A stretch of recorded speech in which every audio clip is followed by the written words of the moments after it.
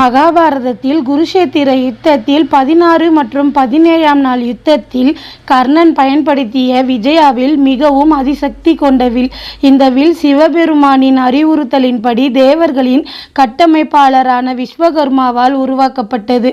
சிவபெருமானின் நெற்றிக்கண்ணில் இருந்து உருவான ஜுவாலையால் மன்மதன் எரிந்து சாம்பலாகி அழிந்து போனதால் மன்மதனின் மனைவி ரதி பார்வதிக்கு புத்திர பாக்கியம் இல்லாமல் போகட்டும் என்று சாபம் கொடுத்ததால் சிவனுக்கு வாரிசு கிடைக்காது என்று நினைத்து தாரகாசூரன் என்ற அசுரன் சிவனின் வாரிசை தவிர்த்து வேறு யாராலும் எனக்கு மரணம் கிடைக்க கூடாது என்று சிவபெருமானிடம் இருந்து வரம் வாங்கியிருந்தான்.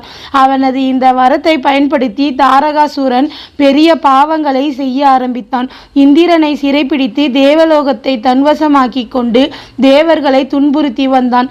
தேவர்களை தாரகனிடம் இருந்து காப்பாற்ற சிவபெருமான் தன் நெற்றிக்கண்ணில் இருந்து